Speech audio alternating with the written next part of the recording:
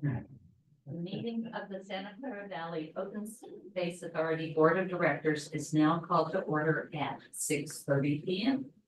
Could you please call the roll? Director Kenneth. Here. Director Flaher. Here. Director Chapman. Not present. Director Annable. Here. Director Alexander. Here. Director Potter. Not present. Director Gill. I'm here. Thank you. At this time, any members of the public will have an opportunity to address the board on any item not on the agenda. Speakers will be limited to 3 minutes. Fair enough. Right, thank you. Next is approval of minutes. I will entertain a motion to approve the minutes of July 25th, 2024. I'll move to approve. Second. Thank you. Does the board have any questions? Are there any members of the public who wish to comment? Okay, we have a motion and a second. Could we call the vote? Director Kenneth. Yes. Director Flaher. Yes. Director Annable. Yes. Director Alexander. Yes. Director Gill. Yes. Okay, next is the consent calendar. Are there any changes to the consent calendar? Vote to approve. Wait, are there any members of the public who wish to speak regarding an item on the consent calendar? Yeah, okay. So we have a motion to approve. And we have a second. Could you please call the vote? Director Kenneth. Yes. Director Flaher. Yes. Director Annable. Yes. Director Alexander. Yes. Director Gill. Yes.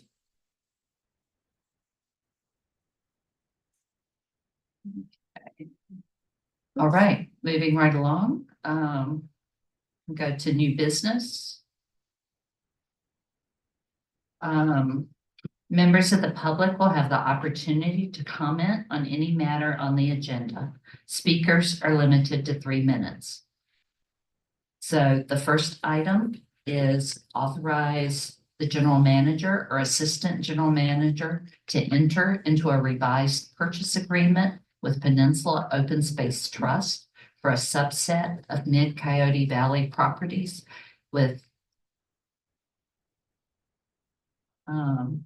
6 different parcel numbers, I think, totaling 142 acres, more or less. And Linda Kwong is going to speak on this. Thank you, Madam Chair. Good evening, directors. I'm Linda Kwong, Deputy Conservation Manager. And tonight, as you just heard, I am presenting a revised agreement for a purchase for the purchase of a subset of Mid-Coyote Valley parcels from Peninsula Open Space Trust.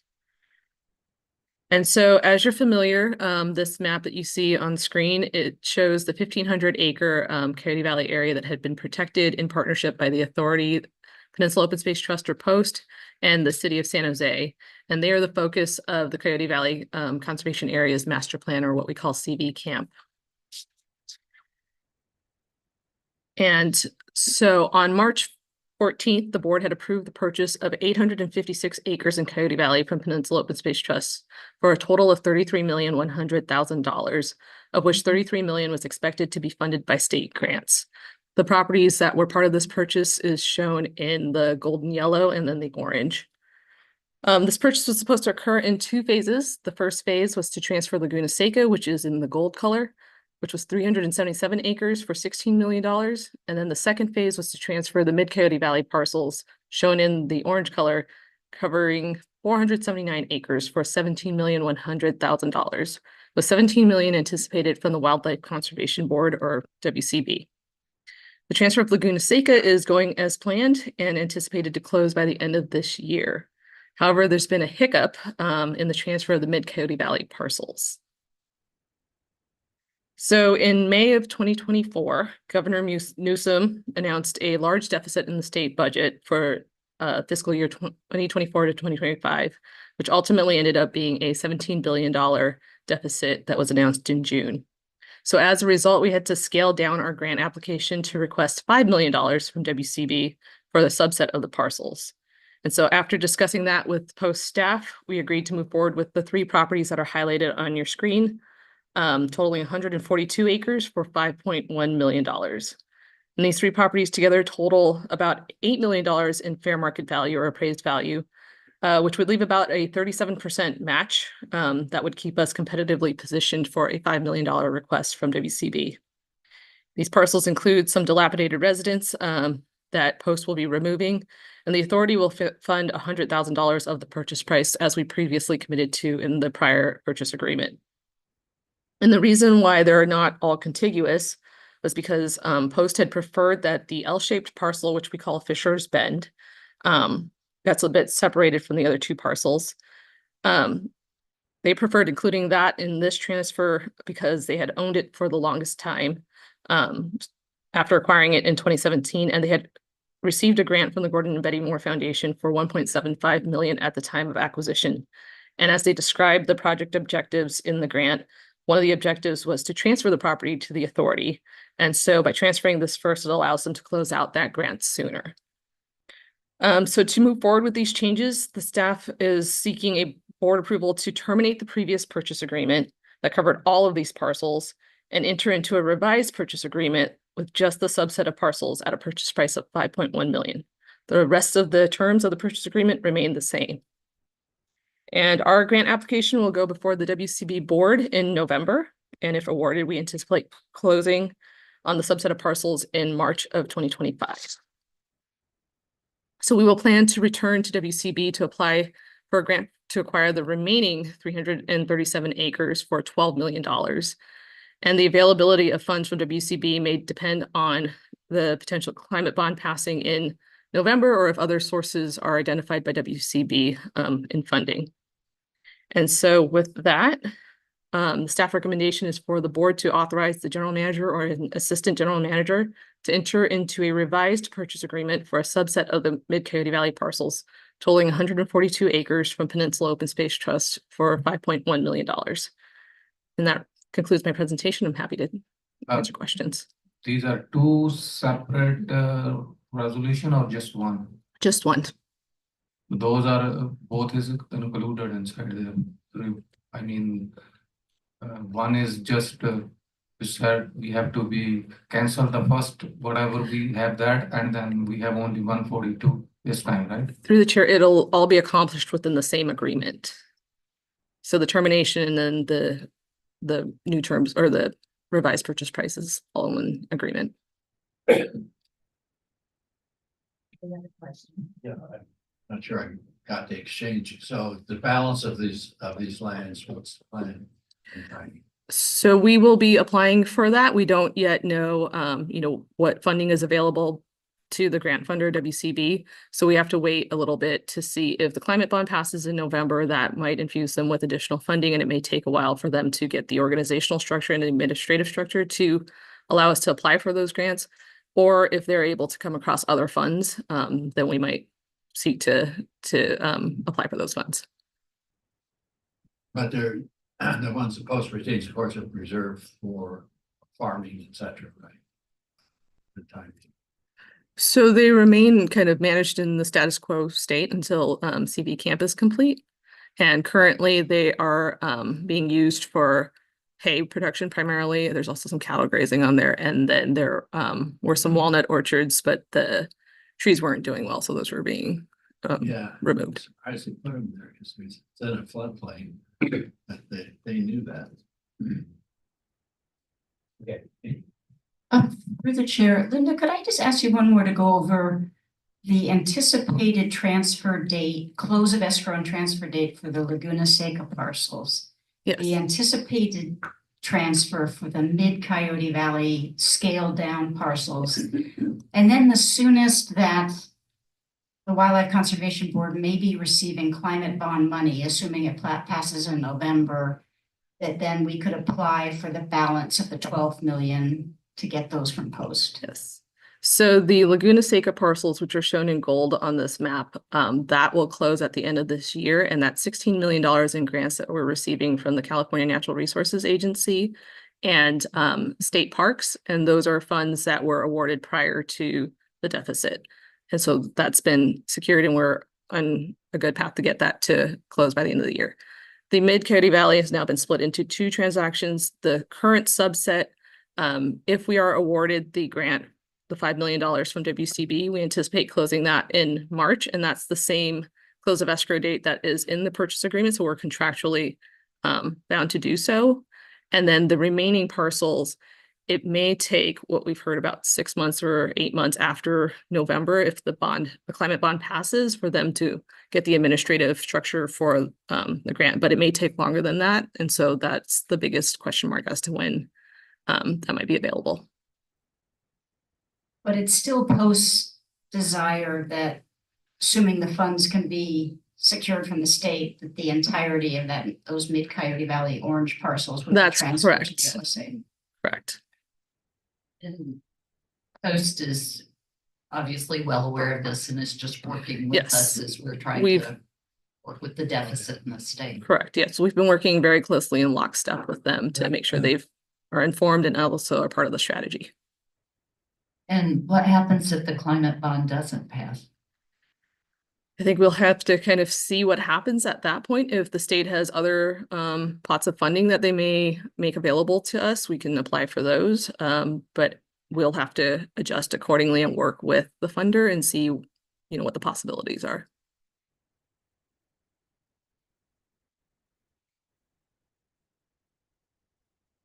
Arnetta? So roughly, it's like, little less than 11,000 per acre. 1.5 million. So for the 5.1 million for the 142 acres, you're saying, or, sorry, 42 acres. Yeah. 5.5. yes.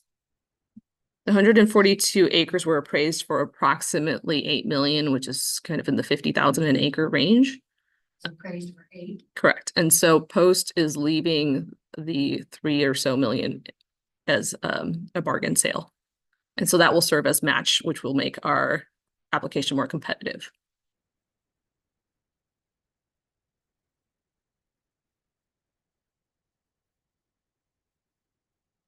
Any other questions? Are there any members of the public who would like to comment? There are none. Move to approve.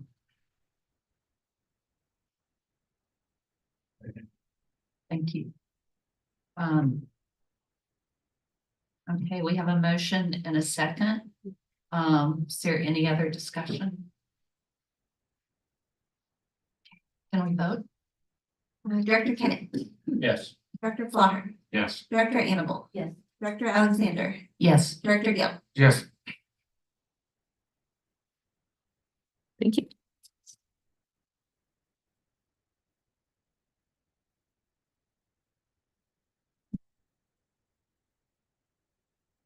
Okay, the next item of new business, item number 2 is receive updates and provide feedback on Mayan Uyakma Coyote Ridge Open Space Preserve Operations Plan and Adaptive Management Actions. And it's Aaron Hubert. Good evening, Board of Directors. I'm Aaron Hebert, your Natural Resources Sorry. Manager. It's all right. It's only happened a couple of times in my life that someone said it right. So welcome. We're really going to talk about Mayan Uyakma and our first year of operations out there. As the board recalls, we opened sometime, I think early August last year, so maybe just about a year ago. And of course, we had our inaugural spring season. So the goal to today is really just to talk about how's it going and where is it going, and give you a sense of staff's experience of operating the preserve. So the recommendations are to continue with the operations plan for another 2 years with some minor modifications to improve things that I'll get into, and to review and provide feedback on some of the adaptive management actions. So we're going to talk about what our goals were when we set up this whole thing. We collected a lot of data, as you may recall, through different technologies and interviews with staff. We're going to share some of that data, talk about the adaptive management actions, and get into what's next. I should say I shared this with the Land Use and Stewardship Committee, who forwarded this recommendation onto the board. So I've kept the presentation a little more brief for those of you who serve on the committee. Don't get to hear it twice, but I did want to touch on the high points for the full board. So some of our early public access goals were, try it before we buy it, right? Use this sort of interim period, this first year, to kind of learn, rather than saying, we know how it's going to work for the next 10 years. Let's just do something that we think makes sense and then learn from it. So our goals were to facilitate public access in the unique and sensitive habitats in a comparably unique and sensitive manner, public enjoyment and education, getting it right from the beginning to minimize any changes down the line, gathering data to inform a final operations plan, and using data to address concerns and issues with partners and stakeholders. So we've gathered all this data, and these are kind of some of the cool numbers we've gotten. A lot of the data is gathered from an app on a phone that our staff and volunteers use, called Survey 123, which is part of our GIS, or Geographic Information Systems. And here are some of the outputs of this as of about 2 months ago. More than 5,000 visitors and about half as many groups. 660 data entries on that app by our staff and volunteers. It's about 50-50 staff and volunteers. So that gives you a sense of how active our volunteers are on this particular preserve. We did 410 butterfly pass checks, which means someone hiking on the trail in the habitat protection area and saying, hey, hope you're enjoying your day. Do you have your butterfly pass check? And then they log it in the book. That's great. Over 96% of those people who were talked to in the habitat protection area had the butterfly pass. So that number is probably the most exciting out of all of these, that people are really using this thing and people are behaving themselves on the trail, which is ultimately what we care about for the protection of the butterfly. One of the neat things we learned is that about 70% of people actually arrive at My-Own Yakima with a butterfly pass already. And that's really a credit to our communications program. I don't know how you reach people before they get there, but whatever we're doing, it's working. So that's a big success. And then there were about 7 people who don't have phones at the preserves who wanted a paper pass. So we knew for equity reasons, for access reasons, we wanted a old-fashioned way of doing the butterfly pass. And 7 out of about 2,500 needed a paper pass system. So some of the highlights from our volunteers: 980 hours of service, quite a bit. This is again just in this kind of first year. Did lots of work out there. Most folks did about 12 hours per volunteer. And then we had our best, most excited volunteers would get up to about 40 hours. And then we even had one person who worked up towards 92 hours in a 3-month period. The interesting thing about all of this data, as we'll talk about, is that this year it rained a lot over time. And it did a heck of a job of raining a lot on weekends. And so a lot of the programming that we were hoping to offer at My-Own Yakima was canceled due to weather. And we'll talk about what staff is doing in adapting to that. So good volunteer year, and about half the programs were canceled due to rain. So next year's numbers might look a little different just because of the weather. The preserve stewards put in over 600 hours. They were really responsible for doing the vast majority of those butterfly pass checks on trail patrol, over 400 of them. And then one of the things that Gavin, our volunteer programs administrator, noted is we weren't really sure how many people would want to do this during the week, right? Volunteers generally show up on the weekend, less so on the week, but we got good turnout. The other surprise takeaway was that the majority of visitors actually came by the welcome booth in the parking lot in one of the shade structures, kind of right near the restroom. We set up a little table that's kind of just like a meet and greet type table. I think a lot of people had the feeling when we were designing this whole program that, most people want to park and just get on the trail, right? Don't talk to anyone, just do their thing, right? But what we found in practice was that a lot of people did go to the welcome booth. I know I led a hike there for friends and family, and probably 75% of my group left me and went to the welcome booth, and they have all sorts of cool stuff like wildflower bingo, guides to wildflowers. So people were really excited, I think, by the materials that our staff generated and our volunteers gave out. You can see me here leading one of these hikes with some rapt young people at my side. But our interpretive docents did great work, 300 hours of service, 40 public programs, lots of special tours too. One of the things that we knew was going to be the case when we opened MyAna Yakima is that a lot of partner agencies and funders and those types want to come out here. So I know I led several of those. Andrea was part of several of those. So during the wildflower season, there was a lot going on at MyAna Yakima. Credit to all the staff who had to field all of these special events and all the hikes and all of that. Overall, we got really very positive feedback from the public on those docent-led hikes. I think, one of our questions was, how do people feel about only having docent-led hikes on the weekend, right? Many people might want to go out on their own, quite understandable, but we got really good feedback about that. For people who did want to go out on their own, the weekdays were available for that Wednesday, Thursday, Friday. So we also monitored the environment while we were out there. Valley Habitat Agency, they monitor the property in general for the purposes of their habitat plan, but we used some of our staff resources to look at what was happening near the trail and might be associated with public access. So all good things to report for the most part, that some of our special status plants like Santa Clara Dudleya, Mount Hamilton Thistle, Fragrant Fritillary, these are all tongue twisters. All good there. The only downside was our monitoring did detect quite a bit of pig damage, as I think we've talked about. So the good news is that this monitoring program allowed us to establish some electric fencing, particularly for the Fragrant Fritillary, in order to prevent further pig damage on that. So I think a good first year of monitoring near the trail from public access, and really no takeaways other than that, steady as it goes. Our adaptive management program, which we'll talk about here, is really simple and is common to many agencies, but our program really looks at, we monitor during the wildflower season for the most part. That's when a lot of the special status animals and plants are out there, like the bay checker spot butterfly. That's also when use is quite high. During the summer is, of course, the slow season, and that's when we kind of assess all this data that we've gathered, and then any adaptive management actions we would take in the fall and the winter before the crush of visitors comes in the spring. So that's kind of like a general overview of our adaptive program, and it's really based on the seasonality of use. All of our preserves have some version of this kind of adaptive management program. This preserve is a little bit unique, of course, in its highly seasonal use and sort of the nature of the butterfly pass system.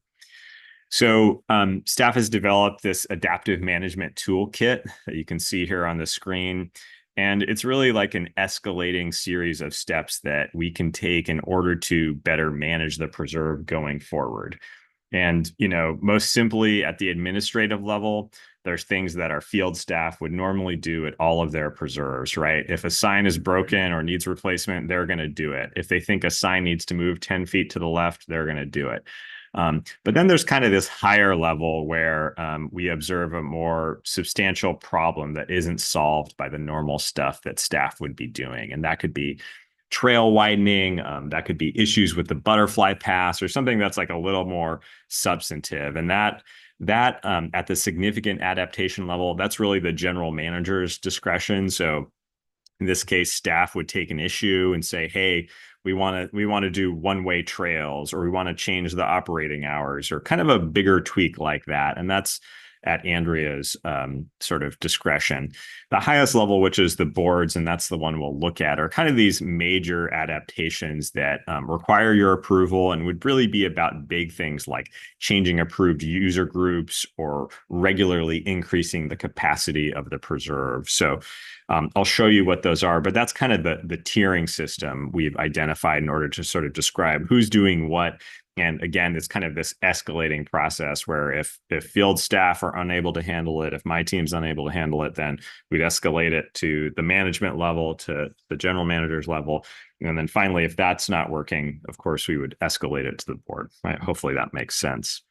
So the first adaptive management action is about monitoring sensitive plant communities near the trail. I just showed you some of the results of that data, and elsewhere to establish a baseline to track changes over time.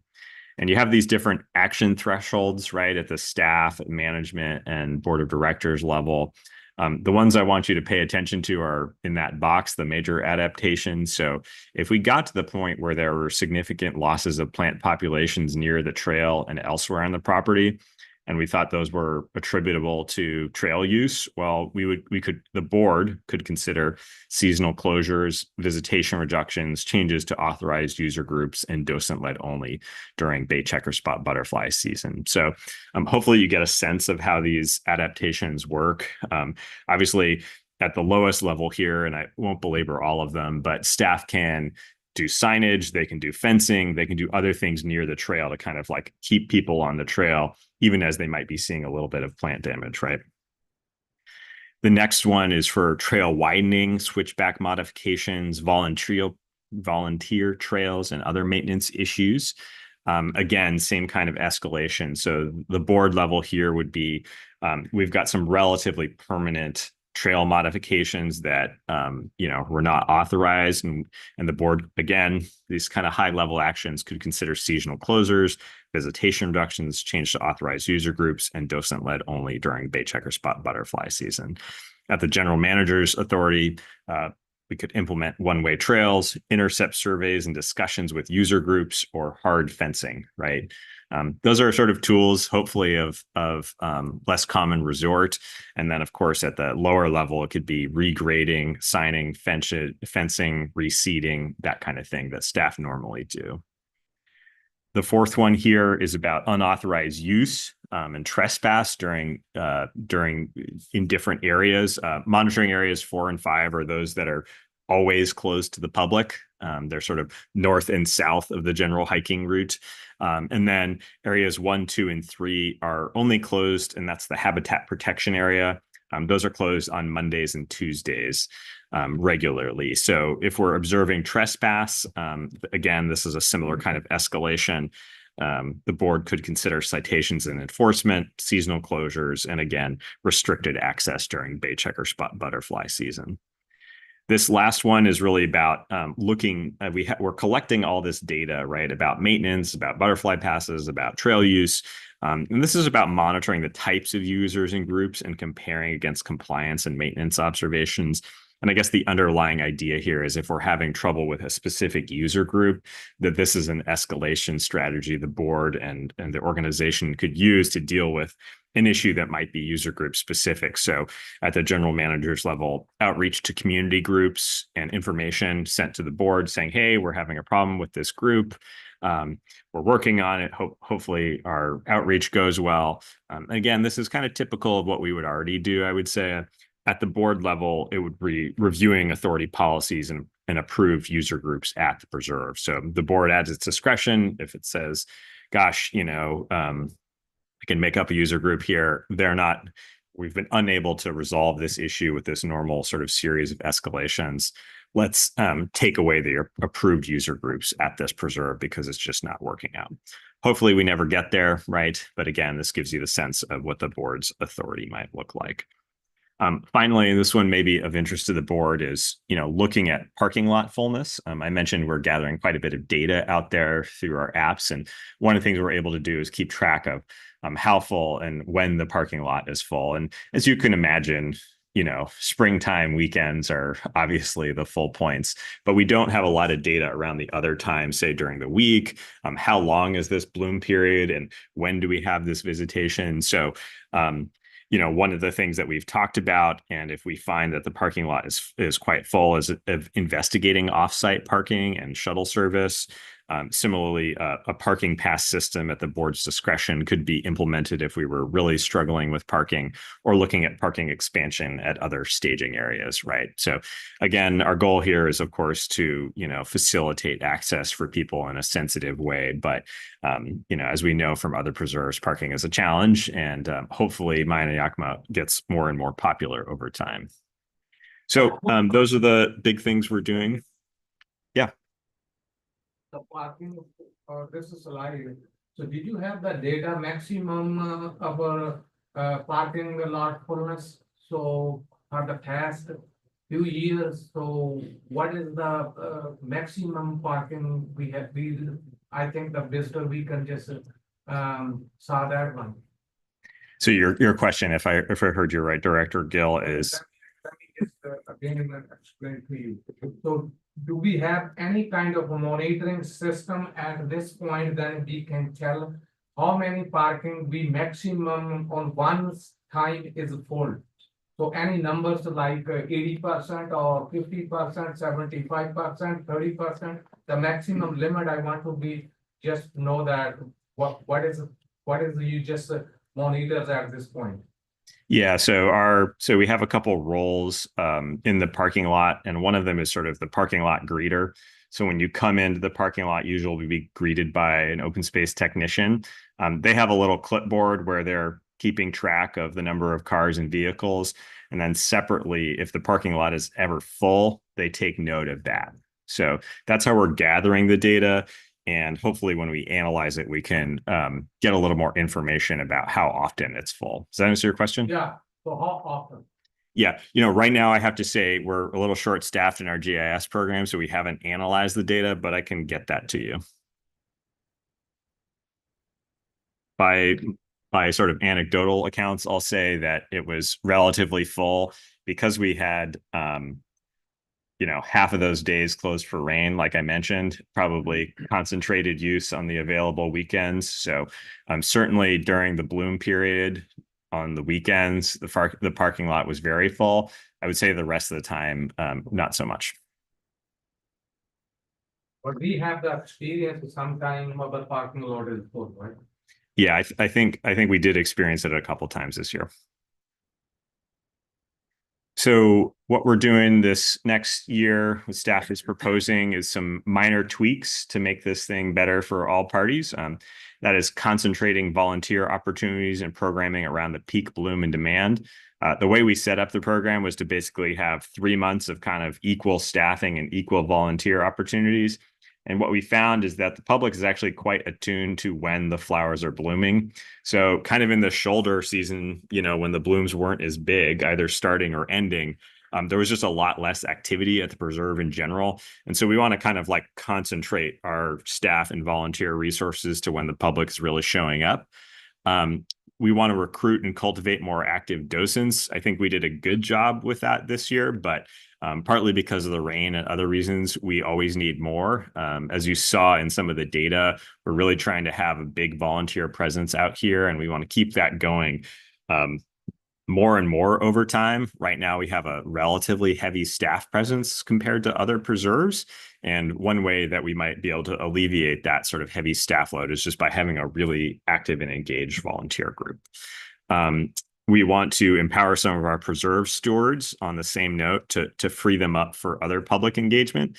In this first year, we really concentrated on doing a bang up job at Mauna Yakima, as you can imagine. And that took away a little bit from some of our work in other preserves, some other public engagement opportunities during the spring, especially, as you can imagine. So our hope is that by bringing volunteers more and more to the fold, some of our staff can actually get out there and do other things at other preserves in the spring.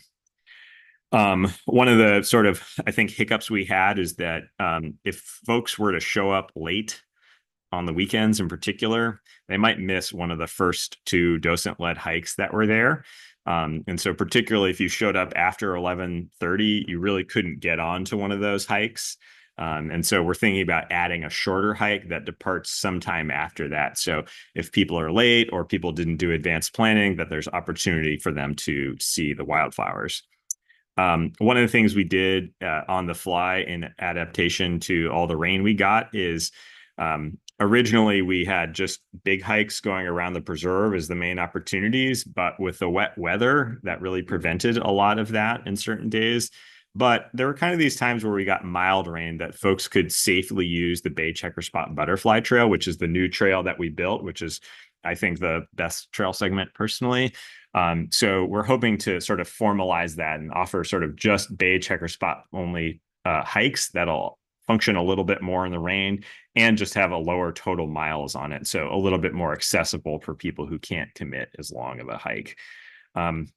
One of the things we experienced was it was so popular, especially among all these sort of events. And that's to say, not just the docents, but folks like me taking funders and partners out there, that a little bit overwhelming for staff in a good way. So just coordinating a little bit more, maybe developing an event calendar for the spring period, because it does just get so busy. A little adjustment to where our Butterfly Pass checkpoint is in the southern parking lot, and just better signage for visitors. We, of course, do our best to get it right from the beginning, but you kind of learn how people interact with the environment, interact with the space. And so you'll see signs in slightly different places next year. So again, when I talked about continuing operations for 2 years and making some slight adjustments, these are them. So hopefully what you'll see is a little bit more volunteer presence, more hikes. Those are the sort of main things that I think the public would be interested. So when we launched this whole thing, we had these desired outcomes.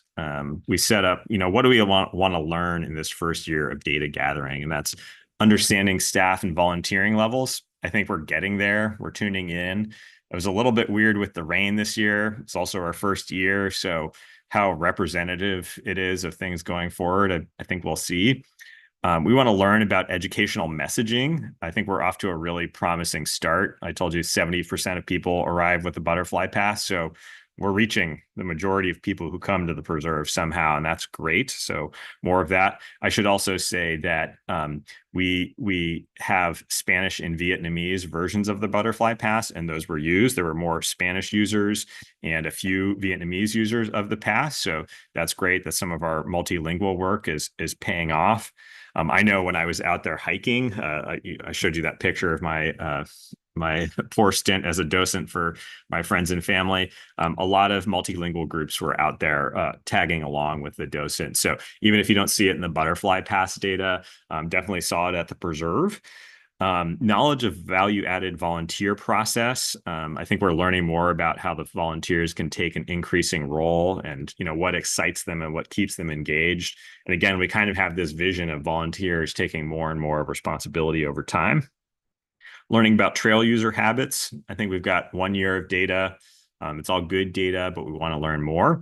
Partners and other stakeholders see OSA as an innovative agency, and this is an innovative public access experience.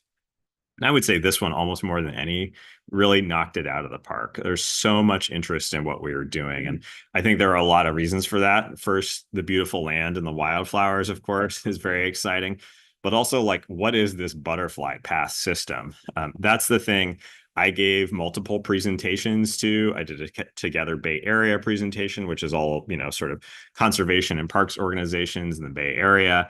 I gave presentations to my old employer at the Mid-Peninsula Regional Open Space District.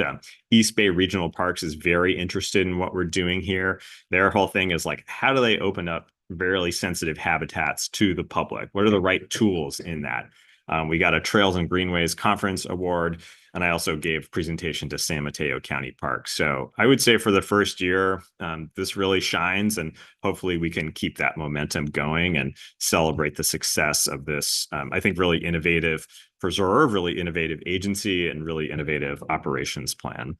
And we also wanted to do this in a way that was practical too, right? It's we only have so much staff time and money to do this kind of operations and monitoring plan. So I think we have had a really good year. I think the survey app is working really well. There's some kinks in the system, but overall, lots of good data has been gathered. We need to do a little bit more data analysis on the back end. I think there's kind of more we could squeeze out of it. But overall, like I said, that one number, 96% of people have the Butterfly Pass. That's really great. We know we're doing something right. So just overall, great bloom year. butterfly pass system is working. We'll see how this functions over time.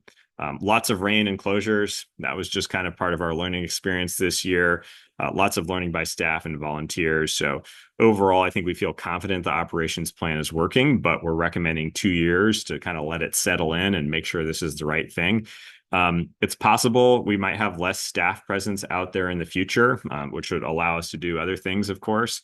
But I also hope and suspect that Ma'ayan'a Yakma is only going to get more and more popular over time. So what future staffing and volunteer looks like out there, I think is hard to say, but hopefully the system we've set up is kind of resilient enough to allow people to access this beautiful habitat and enjoy the wildflowers.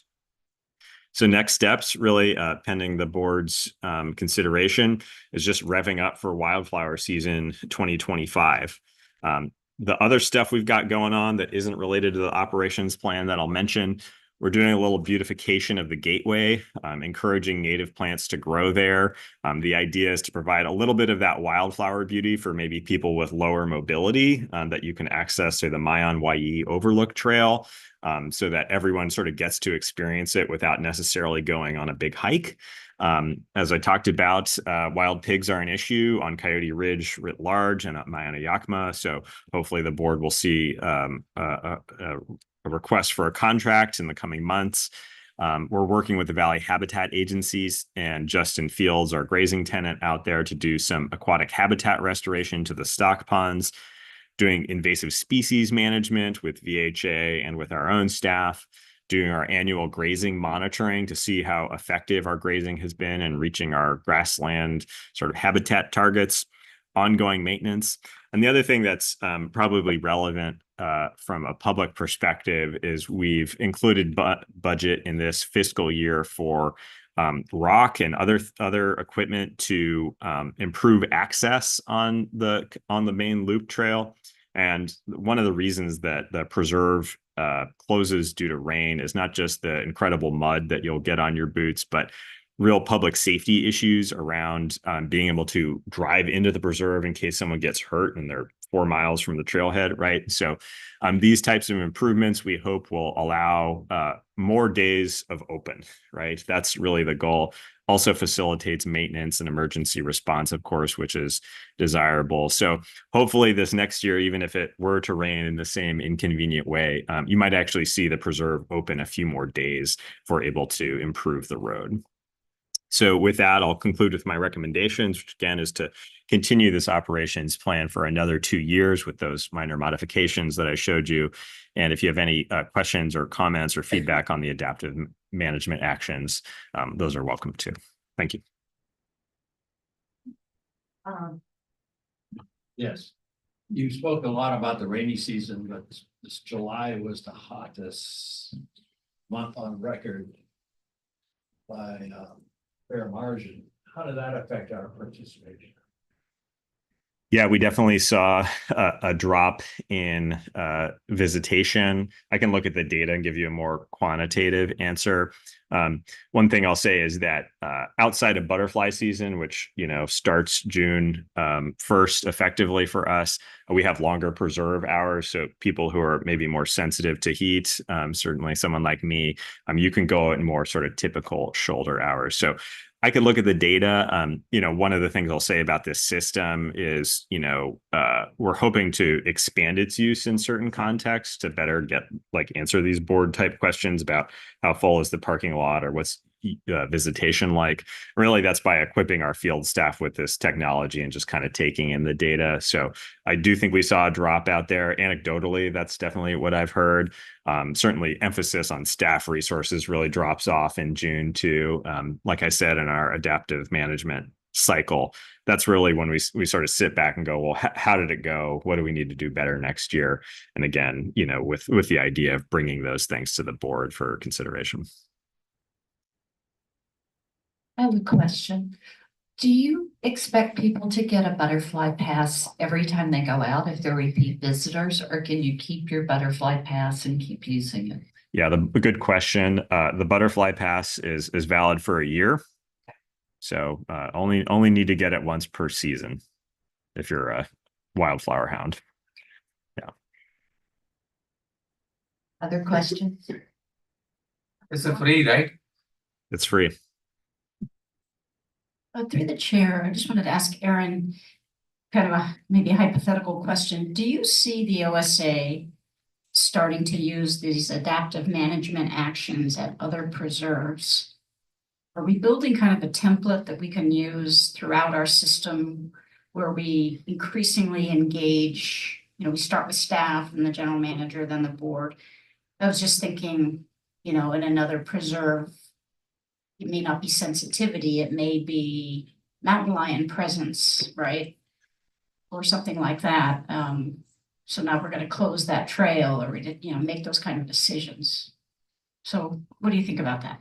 Yeah, through the chair. That's a great question. I think, yeah, you're right in naming that the framework itself of, what we do at staff level, what we do at management, what the board's responsibilities and roles are, that all is good. Of course, we set up a unique data gathering program at Maya Yakima that, we probably wouldn't set up in the same way, but you're right, like something like a good classic example in many preserves is, nesting birds.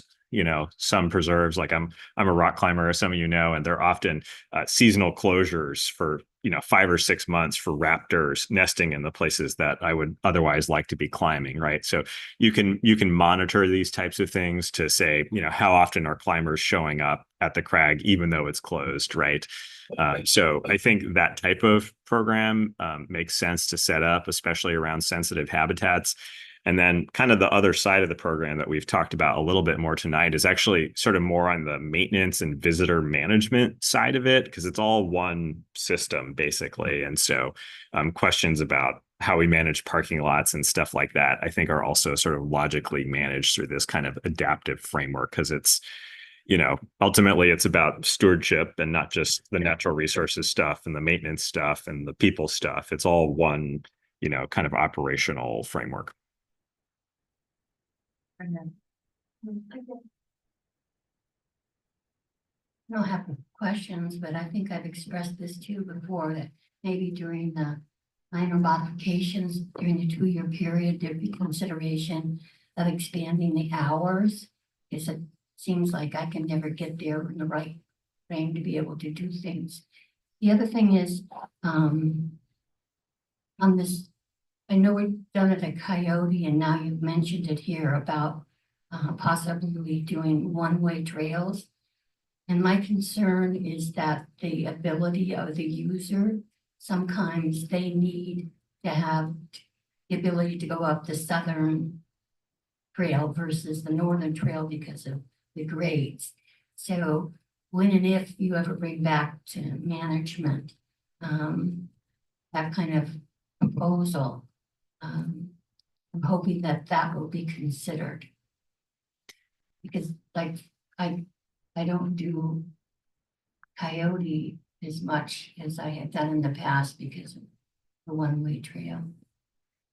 Yeah. I'd rather go the opposite way, come in the western side rather than the eastern. So anyway, those are my 2 concerns. Expanding the hours, and then if there better be a lot of evidence that would prompt doing one-way trails. I did speak to the instructor at West Valley saying, where's that coming from? Are you recommending that as a, and she said, no, it was just a topic that came up. It's not something that they're teaching their missions and. Yeah, well, thank you for your comment. And I'll note, yeah, that the adaptation, the management actions for one-way trails are at the general manager's discretion and notice to the board. And I think you're right to name that it's a complex issue. There are accessibility reasons to not do it. I know, I think in thinking about Maya Yakima specifically, I think there were some concerns on the Bay Checker Spot Butterfly Trail about the directionality of mountain bikes specifically and how they might come down the sort of tighter turns. So staff doesn't anticipate that being an issue out there or moving towards one-way trails, but it is a useful tool in the toolkit. Whether it's appropriate here or elsewhere, we'll take up on the specifics. But it would be based on evidence and counts and data versus personalities. Yeah, absolutely. And I think that's one of the merits of this program is it all gives us some data to look at these things, right? Like we all have our opinions about, shouldn't close my rock climbing crag, right? But the data is there to help the board make the decisions. I have actually informational, some kind of question. Since we have the butterfly pass, you said is a yearly, right? So do we have the option, the visitor can take that one online or whenever they want to review, I mean the renew that they can renew online or what is the procedure or process you are using at this point? Yeah, through the chair. A great question.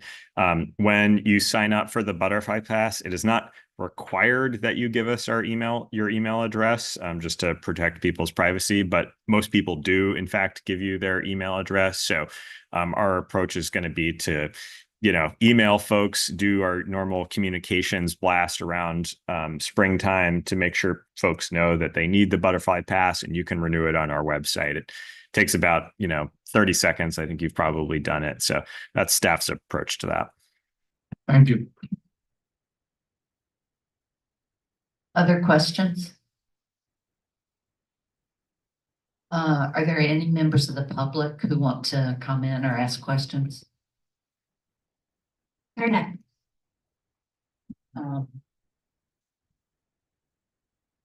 So thank you very much. Great presentation, informational. I don't think we need to do anything. Well, through the chair, do you want to make a motion to approve the recommendation? Oh, I'm sorry. I thought it was. Sure. Do we have a motion to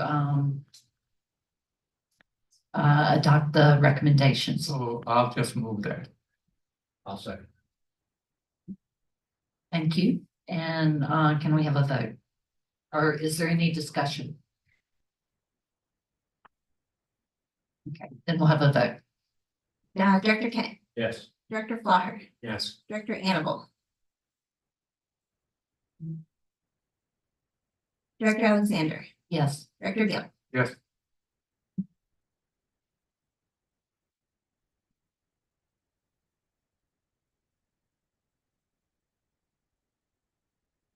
Thank you. Do we have any committee meeting reports? Okay, now we'll move to informational reports. First is the general manager's report. Thank you, Madam Chair. There's a lot going on, and I'm going to have our management team start, and then I'll back clean up whatever they don't cover. So, Megan, do you have some reports? Start with you. Yeah, thank you. Just one quick one. Just wanted to comment that back on July 31st, we had an excellent press conference at Coyote Valley Open Space Preserve with Representative Panetta, as well as Valley Water and Bay Area Older Adults. And this was to celebrate the $800,000 in federal funding that was awarded. Several of you were there and able to join us, and thank you for that. It was a lovely event. Thanks. Elizabeth, do you have some reports? Mostly just my continual staffing updates. And I apologize if this is a repeat. I can't remember if I was able to share this when we last met in July, but we did fill our staff accountant position. Jigna Shaw started in that role just last week, so she's on week 2. And we are still kind of wading through the immense volume of agricultural specialist applicants we weren't anticipating. So more to come on that, as well as more to come on our planner. We have a little bit of a lull in terms of what's out there, but just a reminder that more is coming and the spreading of the word is helping because every pool is bigger, better, more robust, and lots of excited people coming to work for us. Thanks, Elizabeth. Nick? Yeah, thank you. Good evening, directors. Last Friday, we had our first Understanding Coyote Valley open house. Thank you, Dr. Ken and Annabelle, for coming. Good to see you there. The boards are around the room if you want to take a look after the meeting. It was a great event. We had 112 people come into the event, not including staff and volunteers. And we engaged a lot more people out in the concert amphitheater. It was coincided with the Downtown Memorial Friday Night Concert. We were giving away the seat packets you received today, and they have information about the master planning process. So we engaged a lot more than the people that came into the open house. We've got 3 more events coming up. September 7th, we are having another open house at the Vietnamese American Services Center from 1 to 5. On Friday, September 13th, Jennifer Peth will be giving a webinar that goes through a lot of the content that is shared at the open houses. And then the last one will be September 24th from 4 to 7 at the Santa Teresa Public Library. More focused, similar to the Morgan Hill event, but more focused on the San Jose population. And all these boards will be posted onto our website. And they all are kind of like the Reader's Digest version of the Understanding Coyote Valley report, which I placed a copy for each of you if you'd like to take if you don't have one already. Yeah, lots going on for CV Camp right now. Thank you. Aaron, you have some additional things? Got a couple things Okay, tonight. Let's start with some fun stuff. There is a Wildlife Crossing Tour of America event happening. This is organized by Beth Pratt of the Wildlife Conservation Federation. I think it's the organization title of the Wallace Annenberg and P22 fame. And this initiative is really about creating momentum and funding for wildlife crossing. So they're doing this sort of barnstorming tour across, I think, about a dozen or so wildlife crossings. On Saturday, Nick and I will be there doing the talking head thing as part of their media tour. They'll be taking videos. They have experts, folks from National Geographic. So more to come on that. We'll see, you know, how it all shakes out, but it's great to get publicity for our work in partnership with Post and our work in Coyote Valley to create this landscape linkage. So hopefully we'll have more to share on that through email and something fun. You can follow them on social media. You can see Beth Pratt doing these great interviews with like Wade Crowfoot and other important conservation leaders in California at these wildlife crossing sites. The other thing I'd like to do is some of our CAC members, Aaron Gill and Justin Fields, are partnering with me to organize an agricultural tour of Coyote Valley. You received emails. We're choosing between one of 2 October dates, October 11th or 18th. I'll finalize that with Caroline, and you'll get notice of that. But the idea is to highlight the work that's currently happening in Coyote Valley and learn more about agriculture. So we've tentatively lined up folks from B&T Farms.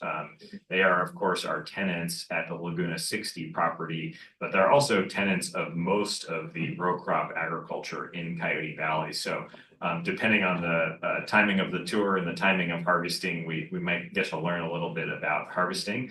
And Aaron Gill dropped these crop reports off. They're from 2022, so there'll be a new one for 2024 coming out. But they're a really great overview of what people grow. They have some great stories, including about B&T. So I know only some of you will be able to be there on either of those 2 dates, but we'd love to report out more from the agricultural tour, especially as we're ramping up with our agricultural specialists sometime soon. So we'll share more with the board after the date.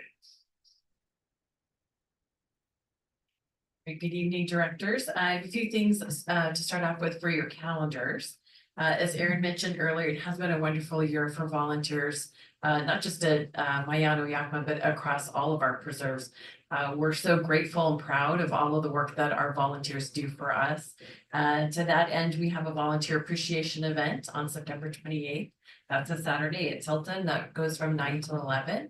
If you'd like to join us, we'd love to have you. And if you need some help getting that on your calendars, please let me know. We'll get you the invitation. Also want to remind you that your board has a retreat on September 16th, which is a Monday. So a bit of an unusual day choice for us. But we look forward to meeting with you from starting at 11 o'clock. We'll be organizing a short tour to get you out on the properties for a little bit, and then coming back and discussing our priorities for the next couple of fiscal years. Also want to share that on September 12th, at your regularly scheduled board meeting, one of the agenda items will be to honor Larry Kuhn's service and contributions to the Open Space Authority. For the record, Mr. Kuhn's was the inaugural general manager of the agency and recently passed away at the admirable age of 91. We look forward to hearing more about his service, in particular from Director Annabelle, and some other friends and family that have been invited to participate in the tribute. And last but not least, the board may remember that we've allocated, let's back up and give you a little context. The filing period for district director elections, not quite yeah, thank you. Anyway, the filing period has closed for the November 2024 election. And in the agency's fiscal year 24-25 budget, we allocated $750,000 for election costs. So the registrar of voters has confirmed that all 3 districts are uncontested, which means that by our policy, those folks will be appointed to their positions and will not have to go onto the ballot and go through the election process. So we'll swear them into their positions into office on the December 12th board meeting. And relatedly, it means that the agency's election related costs will not be $750,000, but probably closer to maybe $7,500, as we do have to cover the administrative fees for all of the processing at registrar of voters. So significant cost reduction there, and you'll be seeing those results in the Q3 and Q4 financial reports later in the fiscal year. And that's what I have. Thanks, Lee. Just 1 or 2 other things. I think Charlotte sent around a note to the board. This past Sunday night was the latest episode of Open Road. And there was a wonderful tour with our staff, a lot of our natural resource staff of Mayano Yakima, Coyote Ridge.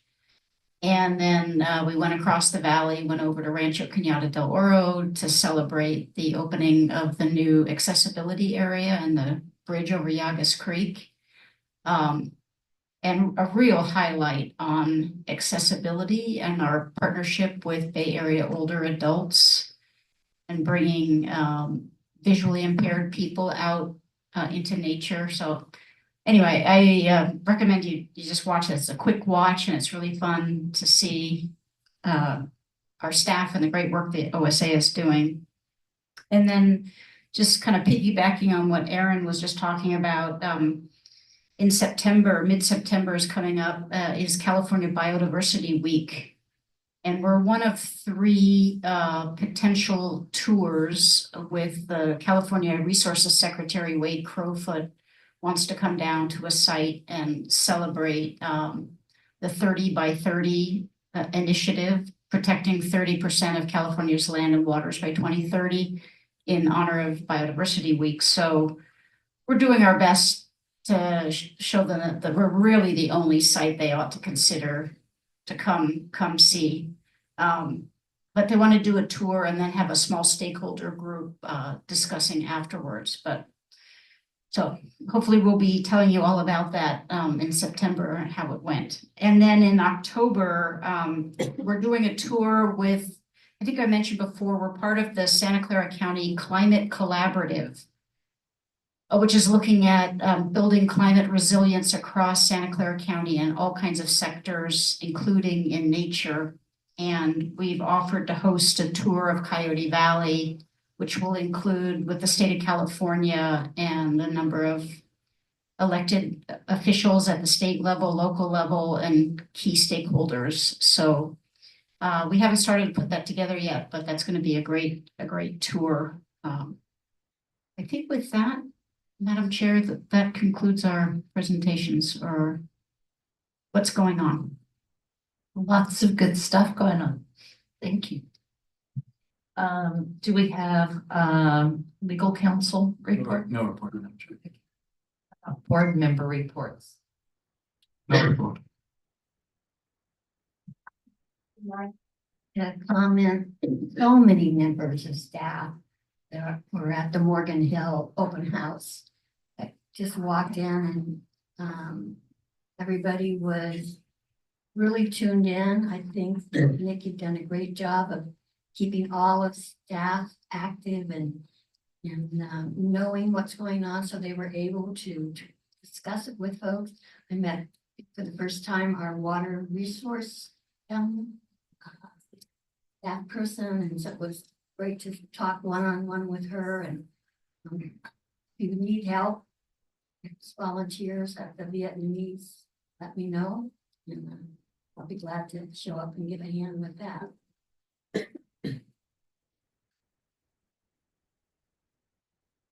Thank you.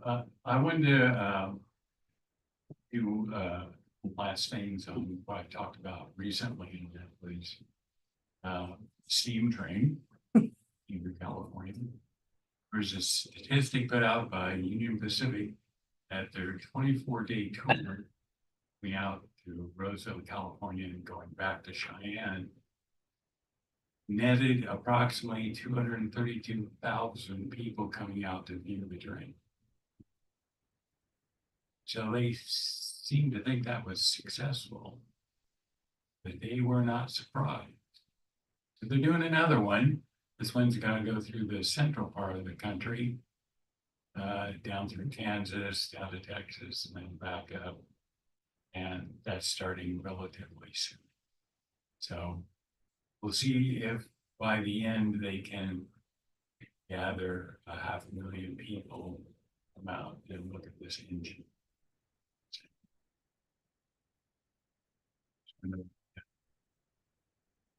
Thank you. Glad to see the ag tour happening. And by the way, the Morgan Hill event was really something. I was pretty excited about it. The ag tour, because I sat down with the two organizers, and we talked about it, and I sent them to staff and said, if you get any pushback, give me a call and I'll help. But I never heard back, so it worked out well.